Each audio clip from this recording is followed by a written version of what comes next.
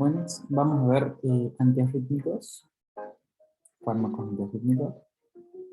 Eh, Vamos a hacer una introducción, vamos a ver lo que es la electrofisiología, cómo se clasifican según los grupos, que hay fármacos que también están fuera de los grupos, y vamos a tratar de entender de electrofisiología, que es un tema bastante complejo. Como ustedes saben, las células del corazón tienen un potencial de acción, y este potencial de acción no es igual en el ventrículo que en las aurículas, y no es igual en el nervio sinusal que en células auriculares contráctiles, y no es igual dentro del músculo cardíaco, en el epicardio, en el miocardio y en el endocardio. Por lo tanto, este es el primer principio para entender lo complejo que es estudiar la electrofisiología y cómo los fármacos la modifican. Encima de todo esto, hay mecanismos de acción múltiples, o sea, un fármaco puede tener varios mecanismos de acción. Y por último, otra cosa importante es que a veces la teoría es muy buena, pero la evidencia, cuando uno lleva la teoría aplicada al paciente, la evidencia no es fuerte para los fármacos antiarrítmicos, sobre todo con algunas enfermedades. En cuanto a la electrofisiología, para estudiar antiarrítmicos es muy importante los canales de sodio. Son muy importantes los canales de sodio. ¿Por qué? Porque como sabemos, si esto es un miocito ventricular, el canal de sodio es el que genera la despolarización eléctrica para que entre el calcio y exista contracción de las miofibrillas. Por lo tanto, en el miocito ventricular, la despolarización eléctrica depende del sodio, mientras que en otras células depende del calcio. Por empezar, el canal de sodio puede estar en reposo. En reposo quiere decir que está esperando recibir una orden para abrirse. Puede estar abierto, genera la fase cero y la despolarización de la célula. Se repolariza y en esa repolarización se vuelve inactivo. Inactivo quiere decir que no deja pasar iones a su través y que además no puede ser abierto. Y por último vuelve a un estado de reposo donde vuelve a poder ser abierto en la fase 4. Y además, teniendo en cuenta que hay un montón de canales, ¿no? Y que así como vimos, que cada célula del nervio sinusal, de las aurículas, del nervio auriculoventricular, cada una de las células tiene un potencial de acción que cambia. Los canales en cada uno de estos potenciales de acción son distintos. En el miocito ventricular predomina inicialmente el de sodio, después el de calcio y después el de potasio, que son los canales más importantes. El de sodio tiene muchísima actividad en la fase 0 y fase 1, el de calcio de la fase 1 a la fase 3, y las corrientes de potasio, sobre todo en las fases 2 y 3. ¿No? Como concepto general, y primero que nada, cualquier antiarrítmico tiene la capacidad de generar como reacción adversa una arritmia, porque se cambia la electrofisiología.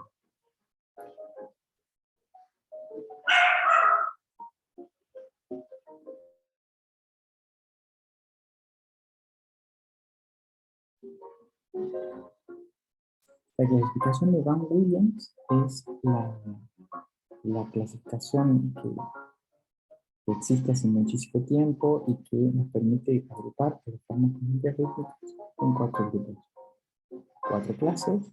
En la clase 1 están los bloqueantes de los canales de sodio, grupo 1A, 1B y 1C. En el 1A está la disopiramida, la quinina, la procainamida.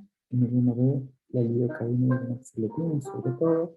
Y en el 1C la flecainida y la propagenina. El grupo 2 son los beta-bloqueantes, que es un grupo que hemos estudiado en antiarrítmicos. En el grupo 3 están los bloqueantes de los canales de potasio, como norona y sotalol. Recordemos que el sotalol es un beta-bloqueante que tiene la particularidad de además bloquear los canales de potasio. En el grupo 4 tenemos los bloqueantes de los canales de calcio, cardioselectivos, como verapamilo o diltiazem. Además, hay fármacos que no están dentro de estos grupos y que se pueden considerar antiarrítmicos. En el grupo 1, los del grupo 1A y los del grupo 1C bloquean el canal de sodio en estado activo, o sea, en la fase 0 de potencial de acción. Por lo tanto, me van a bloquear esta secuencia en rojo que hay, y esta es la zona de potencial de acción donde principalmente actúan. Los beta bloqueantes, ¿sí? Los bloqueantes de los canales de calcio actúan en esta fase, que es donde los canales de calcio, corrientes lentas de calcio, más juegan un papel más protagónico. Los bloqueantes de los canales de potasio, como la amonilsoferol, actúan en la fase 3, sobre todo donde las corrientes de potasio son las que predominan. Y por último, los beta bloqueantes actúan en la fase 4 del potencial de acción. Como les dije, hay fármacos que no están en esta clasificación, que son estos: la digoxina, que es un neotrópico, la adenosina, el sulfato de magnesio y la ivabradina. ¿Cuál es el problema de los antiarrítmicos? El problema de los antiarrítmicos, hay muchos problemas para entender los antiarrítmicos. Uno de los problemas es que muchas veces las arritmias las podemos reconocer fácilmente y decir esto es este nombre y este apellido, pero hay veces que eso no sucede y que incluso hasta hay veces que el paciente no tiene el trazado electrocardiográfico, solo lo podemos ver en el monitor. Y por lo tanto es muy difícil de saber qué arritmia tiene. Por empezar, si no identificamos bien la arritmia, pues es difícil dar un tratamiento específico y eficaz. Y podemos incluso, como hemos visto en diapositivas previas, si uno da un antiarrítmico que no corresponde, le puede generar yo al paciente una arritmia y empeorar el cuadro. Estos son los mecanismos que ya lo vamos a ver, por los cuales suceden las arritmias. A su vez, las arritmias las podemos dividir en varias arritmias cuando la frecuencia cardíaca es menor de 60, y taquiarritmias cuando es mayor a 100. Y también las arritmias, para clasificarlas un poco más, pueden ser ventricular, cuando el origen es el ventrículo, o supraventriculares, cuando el origen habitualmente se da en las aurículas. Los mecanismos de las arritmias clásicamente son estos tres: la automaticidad aumentada o incrementada, la actividad gatillada o desencadenada y la reentrada. En la automaticidad incrementada sucede lo siguiente. Este es el potencial de reposo en fase 4 que se va despolarizando hasta llegar a un umbral donde sucede la despolarización total, ¿no?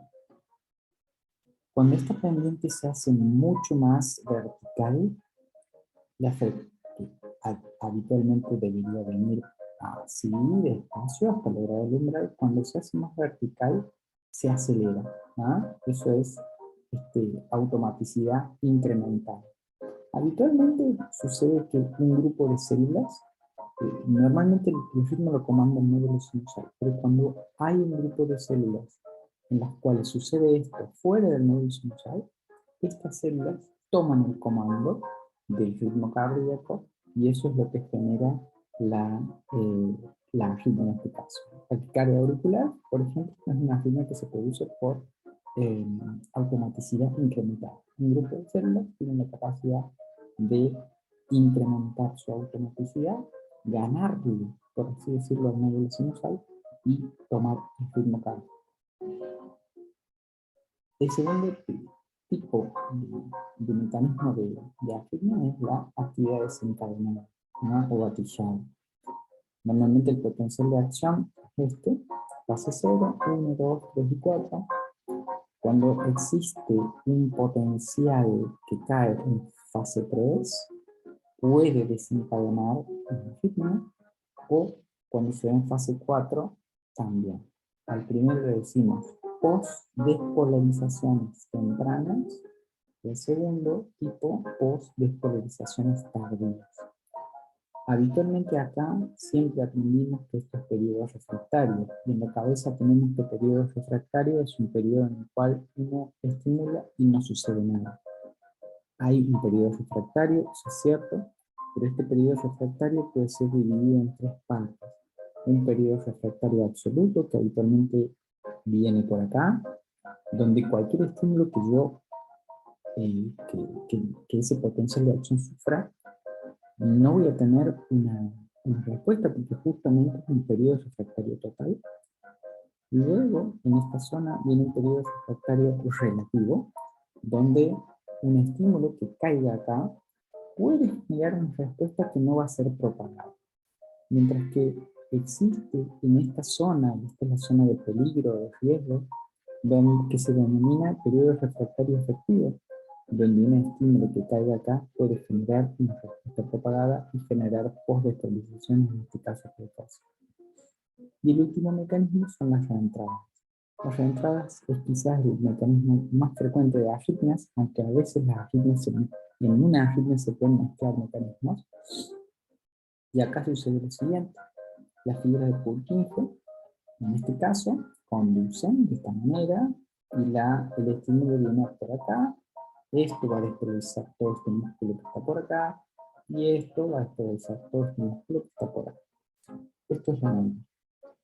Cuando existe un tejido enfermo por la causa que sea, llámenlo isquemia, fibrosis, depósito de sustancias, de cualquier sustancia o lo que sea, lo que va a suceder es que el estímulo va a venir, va a bajar por acá, va a despolarizar bien esta parte en forma normal, y cuando quiere bajar por acá, estas células, al estar enfermas, puede suceder lo siguiente, que haya un extrasístole y que tome a esta zona en periodo refractario, y el estímulo normal va a bajar por acá, va a volver por acá y va a llegar acá. El tiempo que demoró en llegar acá, dándole la vuelta, hizo que estas células se recuperen o que exista un bloqueo unidireccional, o sea, que el estímulo no pueda bajar, pero sí pueda subir. En ese caso, el estímulo va a hacer el siguiente recorrido, va a bajar por esta rama, va a dar toda la vuelta, y cuando vuelve, esto le va a permitir conducir y esto va a generar una reentrada. ¿Sí? Esta reentrada va a hacer que el circuito se mantenga acá y va a generar despolarizaciones hacia allá, hacia acá y hacia acá. ¿Sí? Eso se llama reentrada y es quizás el mecanismo más frecuente de arritmias. La clasificación, una clasificación nueva de las arritmias, las divide en dos grandes grupos: alteración en la formación del impulso, donde tenemos el automatismo anormal, que es el primer mecanismo que vimos, la actividad gatillada con postpotenciales precoces y tardíos, y las parasistólicas. Mientras que las alteraciones en la conducción del impulso incluyen el bloqueo en fase 4, o sea, el bloqueo que se da a frecuencias cardíacas lentas, el bloqueo que se da a frecuencias cardíacas rápidas o taquicardia dependiente, la conducción decreciente y la central. Vamos a ver los fármacos. En el grupo 1 habíamos dicho que tenemos los bloqueantes de los canales de sodio. Normalmente, en un trazado electrocardiográfico, cuando lo hacemos coincidir con el potencial de acción de un vasito ventricular, el QRS es la despolarización y la onda T es la repolarización. El QT es el intervalo que va desde la onda Q, que inicia la despolarización, hasta el final de la onda T, que es el fin de la repolarización. Habitualmente la entrada de sodio ocurre acá, en la fase 0, y cualquier alteración que yo haga en esta zona va a cambiar el QFS y puede cambiar el QT. ¿no? Entonces, en base a eso, uno puede entender lo que sucede en los nacitos. El grupo 1A genera un bloqueo de los canales de sodio en estado abierto, como hemos visto, y por lo tanto a esta pendiente la hace menos empinada. Al hacerla menos empinada, el QRS se prolonga porque esto demora más, Y el QT también se prolonga porque el potencial de acción después continúa un poquito más largo. ¿Sí? Por lo tanto, prolongan el QRS y prolongan el QT. En el grupo 1B, bloquean los canales de sodio en estado inactivo en esta zona. Y por lo tanto, lo que hacen habitualmente es generar esta pendiente en la fase 2 y 3 de la repolarización y no tienen grandes alteraciones a nivel del trazado electrocardiográfico, incluso pueden afectar un poco el QT. Mientras que el grupo 1C lo que generan es una marcada disminución de la entrada de sodio en fase 0 y por lo tanto esta pendiente no es tan empinada, el QRS se prolonga y el QT se prolonga. ¿Sí? Muy similar a lo que sucede con el grupo 1A. En el grupo 1A, entonces tenemos la quinidina, que es uno de los primeros fármacos, es un fármaco muy viejo, muy antiguo, y fíjense que el principal mecanismo de acción es bloquear los canales de sodio, pero también bloquea las corrientes de potasio y de calcio, es alfa bloqueante y tiene efectos antimuscarínicos, y esto sobre todo me da muchas reacciones adversas. Habitualmente la quinidina no puede producir reacciones adversas de dos tipos. No cardíacas, que puede producir diarrea e hipopotasemia, puede dar reacciones adversas inmunológicas, como el pseudolupus, por ejemplo, y la trombocitopenia, como otro fármaco que vamos a ver más adelante, el grupo 1A, y el sinconismo, que es un cuadro que no se ve ya. Y las reacciones adversas a nivel cardíaco, prolongación del QT, y eso puede generar torsión de punta o taquicardia ventricular helicoidal. Pueden producir insuficiencia cardíaca y pueden producir otros tipos de taquicardia ventricular. ¿Por qué insuficiencia cardíaca? Porque el bloqueo de los canales de sodio hace que la entrada de calcio se vea debilitada y eso hace que el corazón se contraiga con menor fuerza. Todos los inhibidores de los canales de sodio en estado abierto, o sea, grupos 1A y 1C, pueden debilitar el trabajo cardíaco. ¿Para qué usamos la quinidina? La podemos usar para fibrilación auricular fláter, para taquicardia ventricular o fibrilación ventricular, para el síndrome de Brugada y como prolonga en el QT para el síndrome justamente del QT corto. ¿Sí? Esto siempre que el corazón del paciente sea sano, o sea que el paciente tenga un problema solamente eléctrico. ¿Ah? Si es un paciente con un infarto grande y que eso le genera arritmia, el corazón ese está enfermo. Es un problema eléctrico, pero es secundario a un problema mecánico. ¿Ah? El corazón anda mal. En esos pacientes, estos fármacos están contraindicados. Por otro lado, la quinidina además tiene un metabolito activo que le prolonga la vida media y además se une no a la albúmina, sino a la alfa-1 glicoproteína. La disopiramida es el segundo fármaco del grupo 1A. Tiene efectos antimuscarínicos, lo que puede dar reacciones adversas, al igual que la quinidina, boca seca, visión borrosa, constipación, retención de orina, eso es importante recordarlo. Y además, la disopiramida tiene un gran efecto inotrópico negativo, o sea que esta entrada de sodio impide la entrada de calcio y eso me va a servir para esto, justamente. La miocardiopatía hipertrófica, donde las paredes del corazón son muy gruesas, hay un cuadro que se llama obstrucción al tracto de salida del ventrículo izquierdo. Cuando la pared se hace muy gruesa y especialmente el septum interventricular se hace muy gruesa, cuando el corazón se contrae, una parte del septum obstruye el flujo de salida de sangre del ventrículo hacia la aorta. Esto puede poner en riesgo de vida a los pacientes con miocardiopatía hipertrófica y es uno de los mecanismos por los cuales estos pacientes se mueren de forma súbita. La disopiramida, al bloquear los canales de sodio y por lo tanto impedir una entrada masiva de calcio al corazón, disminuye el inotropismo y este gradiente que se ve potenciado por la contracción, en este caso, cuando usamos disopiramida, disminuye esta obstrucción al tracto de salida y los pacientes pueden funcionar un poco mejor o casi normalmente. Además, lo podemos usar para tratar fibrilación auricular o flutter, taquicardia o fibrilación ventricular en corazones sanos, ¿sí? Esto es en corazones sanos, y este mecanismo es especial para la miocardiopatía hipertrófica con obstrucción al tracto de salida, que es un efecto más mecánico que antiarrítmico. La procainamida tiene la particularidad que, a diferencia de los anteriores, lo único que hace es bloquear los canales de sodio, no bloquea ni el tono muscarínico ni el tono adrenérgico, y no tiene efecto sobre otros canales. Lo que puede alterar es la conducción cardíaca, puede producir hipotensión y puede producir taquicardia ventricular o taquicardia helicoidal por prolongar el QT.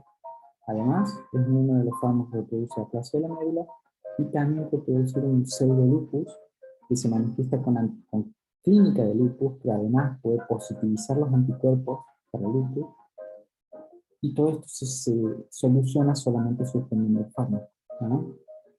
Hay un metabolito activo que es la N-acetilprocainamida, que es importante. ¿Por qué? Porque va a variar de acuerdo a si el paciente es acetilador lento o rápido, y esto puede producir prolongación de la vida media del fármaco y de la vida media. El grupo 1B, a diferencia del grupo 1A y el grupo 1C, actúa en el canal de sodio pero en estado inactivo, o sea, en otra fase del ciclo. Y solo me sirve este grupo para arritmias ventriculares. Los anteriores, o sea, el grupo A y el grupo 1C, me sirve para supraventriculares y para ventriculares. Este es solo para ventricular. Y tenemos dos grandes fármacos, que es la lidocaína y la mexiletina. Los dos hacen lo mismo, solo que el mexiletina se puede usar por vía oral y la lidocaína no. No porque no sea liposoluble, todo lo contrario, es muy liposoluble. Es tan liposoluble que se absorbe todo lo que tomo, porque doy por vía oral se absorbe todo, pero el 100% se metaboliza en el hígado. Por lo tanto, la única forma de administrarla para obtener un efecto antiarrítmico es darla por vía intravenosa. ¿Para qué la uso? Para arritmias ventriculares postinfarto y por intoxicación digitálica, y como altera los canales de sodio, los canales de sodio también están en el sistema nervioso central y en el sistema nervioso periférico. En el periférico, ustedes saben que la lidocaína también es un fármaco anestésico local, y me sirve para anestesia local. Y a nivel central son las reacciones adversas que son estas: temblor, disartria, nistagmo, convulsiones. No se olviden que la mexiletina es la opción oral de la lidocaína. La propafenona y la flecainida son los fármacos del grupo 1C. Estos fármacos, como hemos visto antes, inhiben los canales de sodio en estado abierto en fase C. Además, pueden inhibir los canales de potasio y es posible que inhiban algunos canales de potasio. La propafenona además tiene un efecto beta bloqueante, ¿sí? Lo cual le da alguna ventaja adicional y algunas reacciones adversas extra.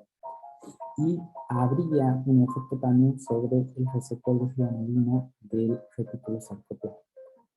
La propafenona se utiliza más en taquicardias supraventriculares y en fibrilación auricular, y no es tan buena para taquicardia ventricular, como si lo es la flecainida, que, si se fijan, se usa también para arritmias supraventriculares y fibrilación auricular. Es más eficaz que la propafenona para taquicardias ventriculares.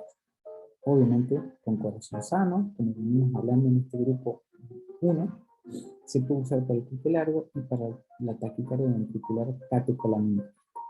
La principal reacción adversa de la flecainida es la visión borrosa.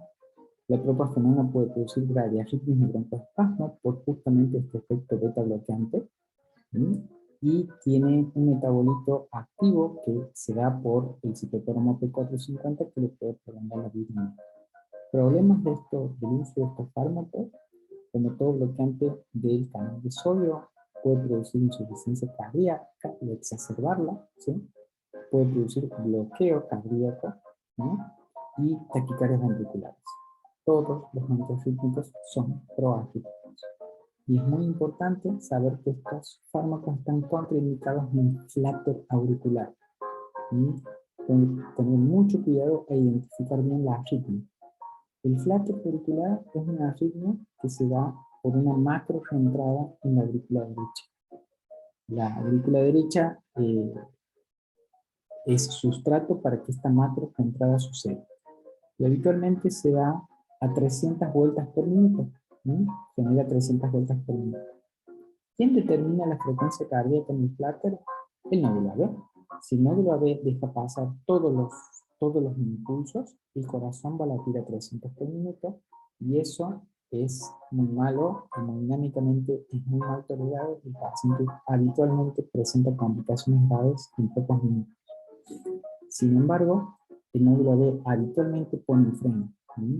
Si deja pasar uno y uno no lo deja, o sea, uno y uno, va a latir a 150, el cual es un poco mejor tolerado, y si no deja pasar 2 y deja pasar 1, va a latir a 100. Esto a 300, no pasan 2 y pasa 1, el ventrículo late a 100. ¿Qué sucede cuando yo uso fleca y tropa? La vuelta de acá se enlentece, ¿sí? Y si esta vuelta se enlentece y estaba a 300 y pasa a 220, muchas veces el nódulo auriculoventricular y superior refractario van a empeorar el cuadro. ¿Por qué?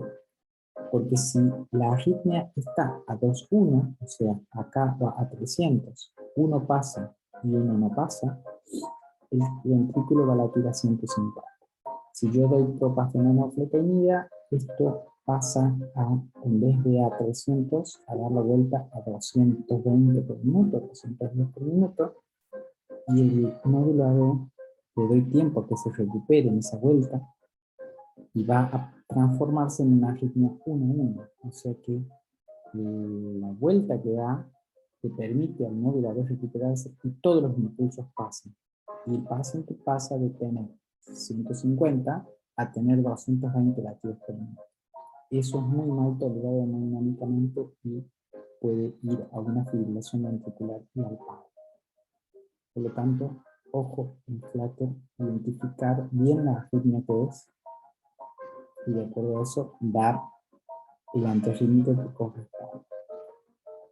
Hasta ahora, lo que tenemos es, entonces, en el grupo 1A, inhibina, procainamida y isopiramida, con este efecto. En el grupo 1B, sobre todo, lidocaína y mexiletina, con este efecto. Y en el grupo 1C, flecainida y propafenona, tienen un efecto mucho más marcado sobre los canales de sodio.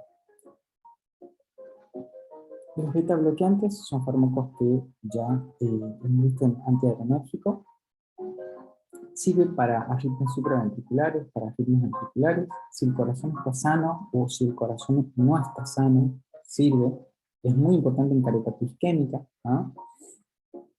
Y sobre todo en arritmias de embritón adrenérgico es muy importante para el mantenimiento o para la perpetuación. No se olviden que las reacciones adversas de los beta bloqueantes dependen del beta 1.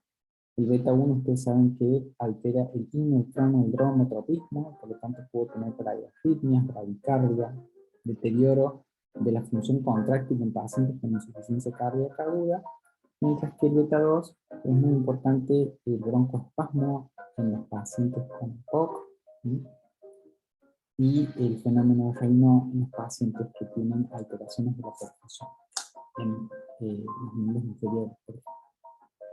Por otro lado, durante muchos años hemos creído que solo los liposolubles eran antiarrítmicos, pero sabemos que, por ejemplo, el atenolol, el nadolol, el sotalol tienen una excelente actividad antiarrítmica, y esa actividad estabilizante de membrana que les atribuíamos para el efecto antiarrítmico es importante, pero no define el efecto antiarrítmico de los beta-bloqueantes.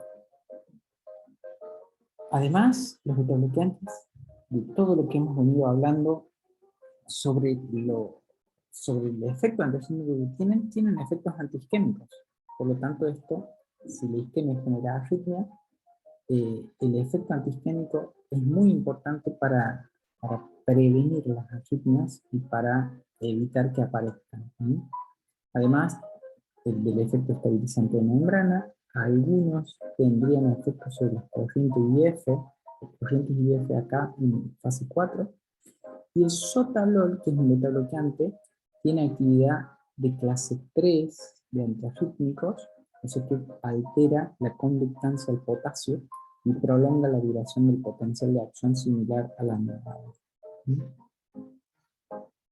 Por último, no nos olvidemos que los beta-bloqueantes tienen efectos cronotrópicos negativos sobre el nódulo sinusal, dromotrópico negativo sobre toda la vía de conducción, sobre todo sobre el nódulo auriculoventricular, y eso nos genera interacciones con otros depresores del nódulo auriculoventricular, como los antagonistas cálcicos calcio-selectivos, verapamil y diltiazem, la digoxina y la aminoadrena. Tienen efectos antiarrítmicos porque disminuye la excitabilidad de las células y porque disminuye el dromotropismo, efectos inotrópicos negativos y efectos antiisquémicos que son beneficiosos, ¿no? Otros inotrópicos negativos, tengo que tener cuidado cuando el paciente viene tratado con beta-bloqueantes, como por ejemplo verapamil y diltiazem, que son estos. Otros antiarrítmicos, sobre todo del grupo 1, porque impiden que entre el sodio, de esa forma impiden que entre el calcio, y algunos anestésicos. ¿Sí? La amiodarona es la vedette del grupo, ¿no? Es el antiarrítmico más conocido, el más usado. El sotalol es un beta-bloqueante que tiene actividad sobre el bloqueo de los canales de potasio, que es el principal mecanismo de acción de la amiodarona del sotalol, ¿no? Los canales corrientes de potasio en fase 3 evitan la salida y de esa forma prolongan la duración del potencial de acción. Aparte, bloquean los canales de sodio, bloquean los canales de calcio y tienen actividad alfa y beta bloqueante. Esto nos puede llevar a reacciones adversas, ¿no? Por bloqueo alfa, hipotensión arterial, por bloqueo beta, y por todo esto pueden alterar muchísimo la electrofisiología y darnos tanto graves arritmias como taquiarritmias. Pueden producir muchas reacciones adversas. La amiodarona es un fármaco que habitualmente es muy bueno como antiarrítmico, pero que tiene la particularidad de generar muchas reacciones adversas. Solo para nombrar algunas, la fibrosis pulmonar es muy importante porque en pacientes que vienen tratados durante muchos años con antiarrítmicos, la fibrosis pulmonar uno lo tiene que ir a buscar precozmente. Puede producir alteraciones de la glándula tiroides porque hay yodo en la molécula de amiodarona y eso puede generar hiper o hipotiroidismo. Puede depositarse en la córnea y producir alteraciones visuales, puede producir disfunción hepática, hipotensión arterial, sobre todo por el efecto sobre el sistema nervioso simpático, y depresión miocárdica por lo mismo. Se utiliza para arritmias supraventriculares, se puede utilizar para fibrilación auricular y para aleteo auricular, para arritmias ventriculares, y es el antiarrítmico que se utiliza habitualmente en el paro, cuando hay fibrilación ventricular o taquicardia ventricular. Tiene esta biodisponibilidad oral, se metaboliza en citocromo P450 y hay metabolitos activos, inhibe también el citocromo y genera, como les dije, disfunción hepática, y tiene la particularidad de tener una cinética muy especial y que la vida media en algunos tejidos es de años, sobre todo en el pulmón. En el grupo 4 tenemos a los antagonistas cálcicos calcio-selectivos, verapamilo y diltiazem.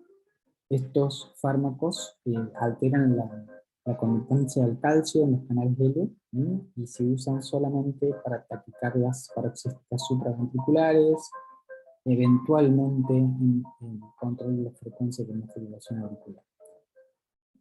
Reacciones adversas ya se han visto en otros grupos, en otras clases. Estos fármacos pueden producir hipertensión por bloquear los canales de calcio en vasos, producir vasodilatación, pueden producir arritmias, por bloquear los canales de calcio en el sistema de conducción, constipación por el bloqueo de los canales de calcio a nivel del tubo digestivo y disminuir la contractilidad, insuficiencia cardíaca por bloquear los canales de calcio e impedir la entrada de calcio a las células de los minocitos ventriculares. Además, tenemos fármacos extra que no están en los grupos. La digoxina es un inotrópico, inhibe la bomba de sodio y potasio y tiene efecto vagotónico, ¿ah? O sea, efecto de incremento del tono vagal. Eso se utiliza para el control de la frecuencia en la fibrilación auricular y en arritmias por entrada del nodo aurículo ventricular. Ustedes saben que el bloqueo de la bomba de sodio y potasio, ¿qué genera? Si uno bloquea la bomba de sodio y potasio, lo que va a suceder es que se va a acumular sodio en el interior de la célula y el transportador sodio-calcio que habitualmente, ¿qué hace? Mete sodio, saca calcio, se va a invertir. En este caso va a sacar sodio y va a hacer entrar el calcio. Y el calcio se va a unir con la troponina y por lo tanto, troponiosina, perdón, y por lo tanto hay un efecto inotrópico. Este es el mecanismo de acción de la dioxina. Además, para mencionar, la dioxina tiene un índice terapéutico muy estrecho, ¿sí? Hay que, si caemos por debajo de la mínima, no tenemos efecto, y si nos subimos un poquitito por encima, vamos a tener muchas reacciones adversas. ¿Y cuáles son? Bradicardias, bradiarritmias, porque deprimen el nódulo auriculoventricular, sobre todo taquicardia ventricular, ¿sí? Náuseas y vómitos, justamente es uno de los pocos fármacos que exquisitamente producen náuseas y vómitos por la estimulación del área postrema, ¿sí? Y pueden producir escotomas visuales. Tiene una cinética muy particular, donde el volumen de distribución es muy alto, tiene mucha potencia y se pega al músculo estriado, y cuando uno saca sangre, la concentración de dioxina es muy bajita, pero yo sé que esa dioxina no está en la sangre, sino que está en el músculo estriado y pegada, en este caso el miocardio, donde voy a tener muchas reacciones adversas. Por otro lado, tenemos la adenosina, que es un compuesto nuestro, una molécula nuestra, que lo usamos por vía endovenosa, y tiene una vida media muy cortita, que es esta, 7 segundos, suficiente para arruinarnos la vida. ¿Por qué? La adenosina actúa con sus propios receptores, ¿ah? Y genera apertura de los canales de potasio. Y el efecto que buscamos es suprimir la conducción a través del nódulo AB por estos segundos. ¿Ah? Cuando la arritmia participa y hay una reentrada donde participa el nódulo auriculoventricular, yo bloqueándolo el nódulo auriculoventricular, la arritmia se corta. ¿Ah? ¿Y por qué? ¿Por qué por 7 segundos? Lo que sucede es esto, ¿ah? El paciente viene con una taquicardia supraventricular, doy adenosina, y fíjense lo que sucede, ¿ah? Hay una sistolia que puede asustar a veces, ¿sí? Hay algunos latidos de escape acá, y después el paciente vuelve a un ritmo sinusal normal. ¿Sí? Después tenemos el magnesio o el sulfato de magnesio, que desconocemos cómo actúa, pero tiene muy buen efecto, sobre todo para las taquicardias con QT largo o QT largo, la taquicardia ventricular helicoidal o la torsión de punta. Y por último, la ivabradina, que es un fármaco que no es un antiarrítmico en sí, sino que deprime la frecuencia de descarga de nódulo sinusal. ¿Ah?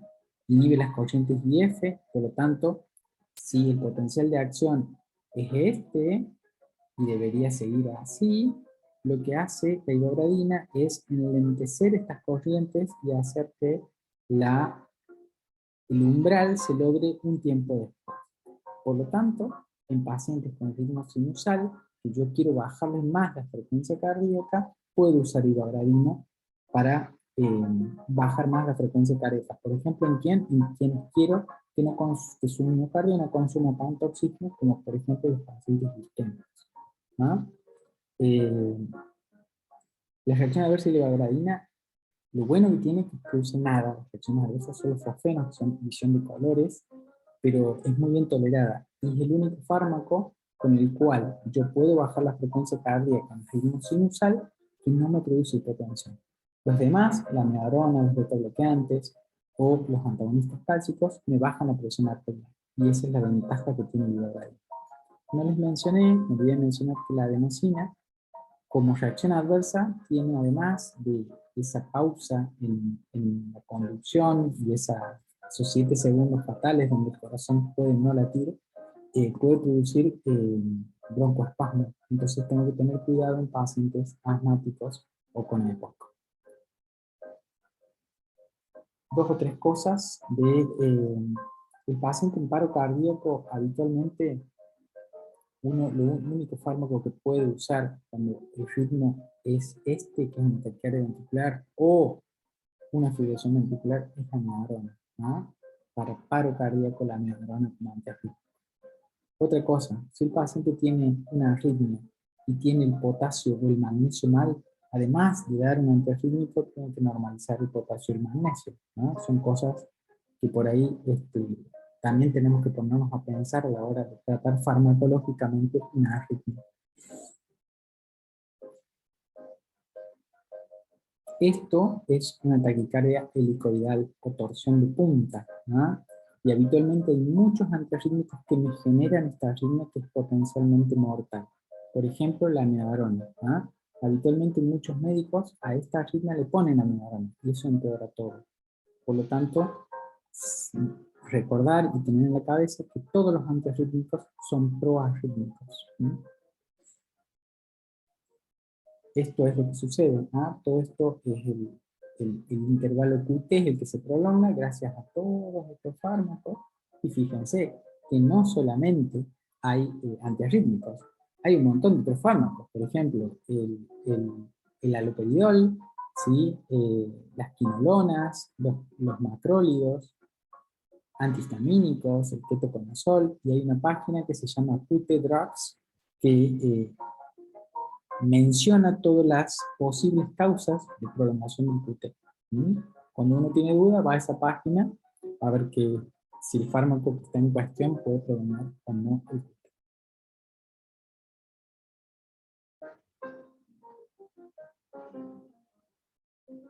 Por último, esto es una taquicardia ventricular. En la taquicardia ventricular, habitualmente, además de dar el fármaco antiarrítmico, uno tiene que solucionar el problema de base. Si el paciente tiene un infarto, hay que tratar de abrir la arteria y darle fármacos para el infarto. Si el paciente tiene insuficiencia cardíaca, hay que tratar de darle fármacos también para la insuficiencia cardíaca. Bueno, hasta acá llegamos. Muchas gracias.